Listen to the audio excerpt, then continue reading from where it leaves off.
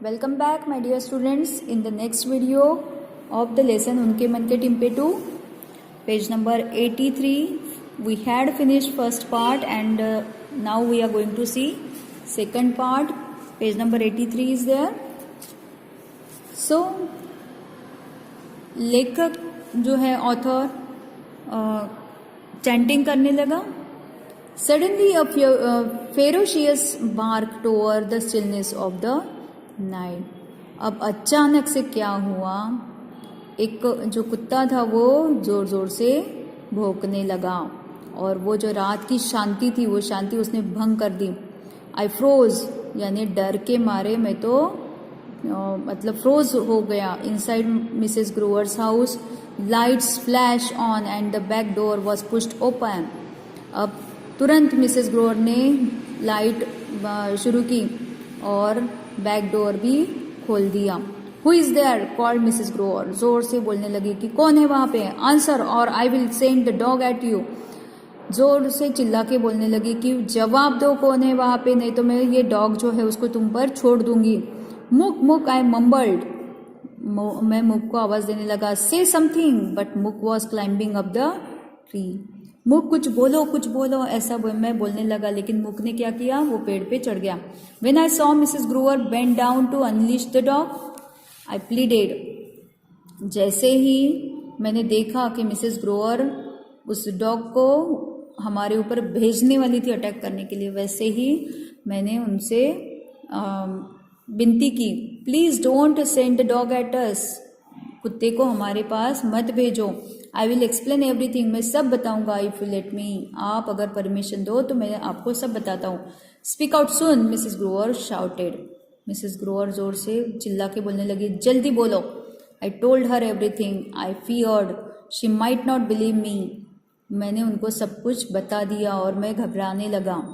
She might not believe me, वो शायद मेरे ऊपर भरोसा ना करे. But she listen to me without interruption.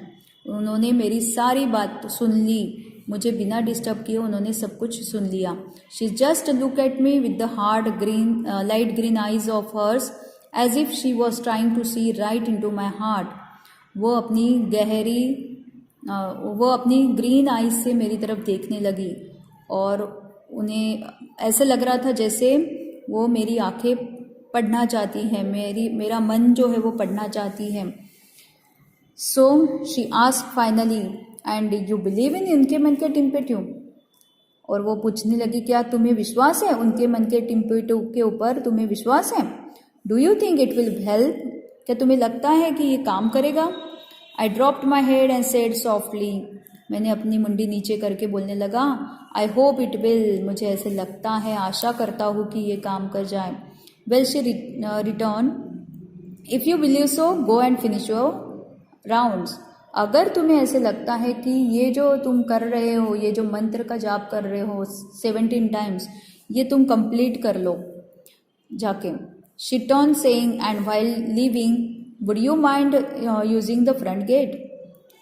उसको बोलने लगी कि तुम जाके अपना कंप्लीट करो फेरे, जो फेरे तुम लेने वाले थे वो फेरे भी कंप्लीट करो और तुम्हारा जो मंत्र है वो भी कंप्लीट करो और प्लीज जाते समय फ्रंट गेट से जाना. I did finish the remaining 6 rounds and left her garden using the front gate. मैंने मेरे बाकी के 6 राउंड कंप्लीट कर लिए. यानी उसने कितने राउंड किए होंगे पहले शुरू में, 11 राउंड किए होंगे, क्योंकि कितने करने थे, 17 करने थे, तो 11 हो चुके थे और बाकी बचे 6 राउंड्स बाद में किए और वहाँ से निकल गया. I swore that I would never return. और मैंने कसम खाई कि मैं कभी भी वापस नहीं आऊँगा. And then the great moment came. और वो जो जिसका वो इंतज़ार कर रहा था वो घड़ी आ गई. I open my gifts, rejoiced over my new pair of shoes and the hand needed pullover. मैं बहुत ज़्यादा खुश था मेरे शूज़ और पुलोवर देखकर. And then my eyes fell on a parcel, a big parcel. बाद में मेरी नज़र एक बहुत बड़े पार्सल के ऊपर गई. I had never received such a big parcel earlier. मैंने कभी भी इतना बड़ा पार्सल नहीं देखा था. To Rohan Khanna I read. उसके ऊपर क्या लिखा था, टू रोहन खन्ना, यानी ये जो ऑथर है ऑथर का ही नाम लिखा था Rohan Khanna.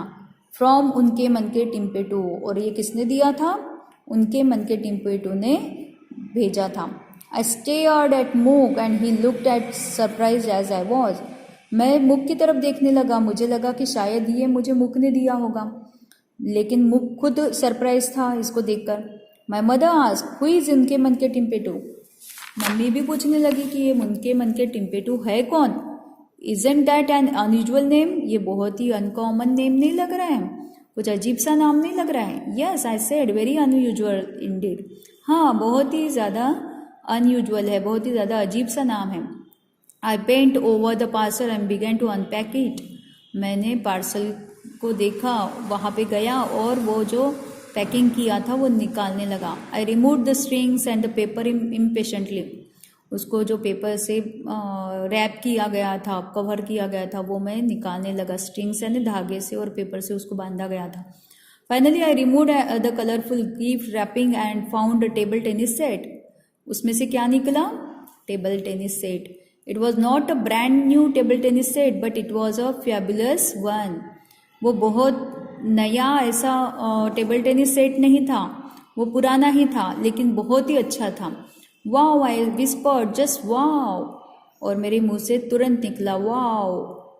Till today Mook swears he has nothing to do with it.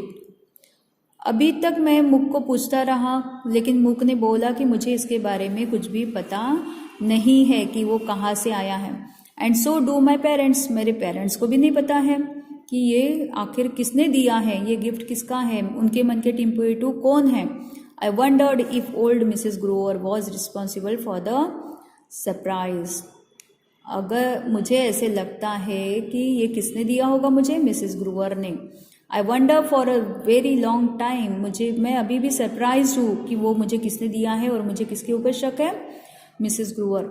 One day I gathered up all the courage and I possessed and went to meet Mrs Grover. मैंने एक दिन हिम्मत करके मैं मिसेस ग्रोवर के पास गया। I use the front gate and rang the bell, और मैं आगे के फ्रंट गेट से गया और मैंने बेल बजाई। I had gone over my lines 100 times, but when she looked down on me with her pale green eyes, I felt my heart sink and my courage vanish, and all I could do was stutter like an idiot.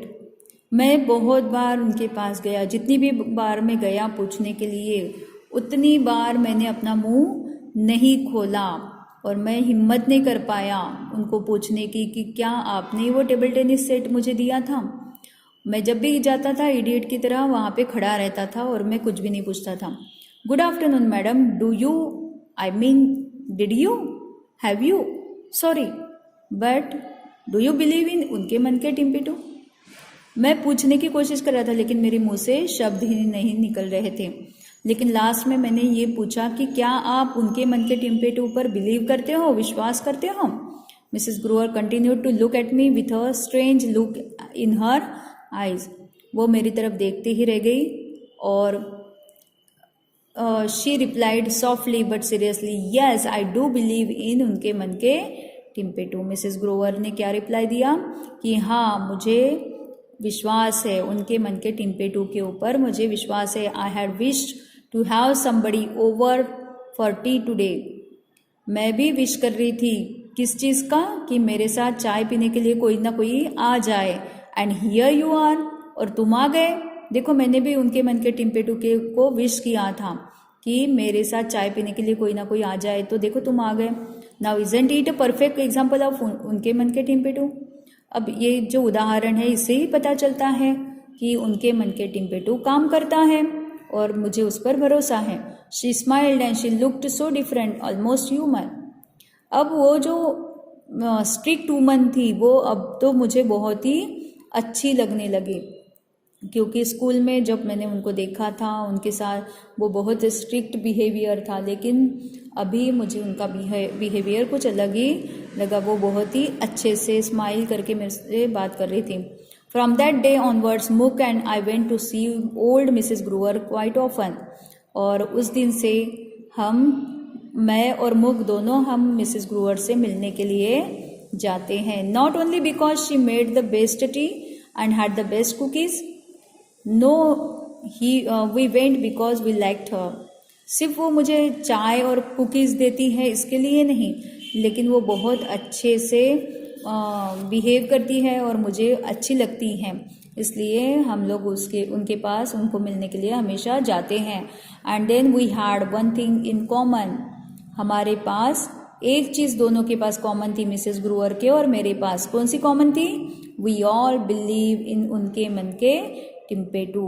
हम तीनों उनके मन के टिम्पेटू पर believe करते हैं, विश्वास करते हैं, भरोसा करते हैं। ये चीज़ कॉमन हम तीनों में ही थी। So this is the story of उनके मन के टिम्पेटू। और ये कहाँ से ली गई है?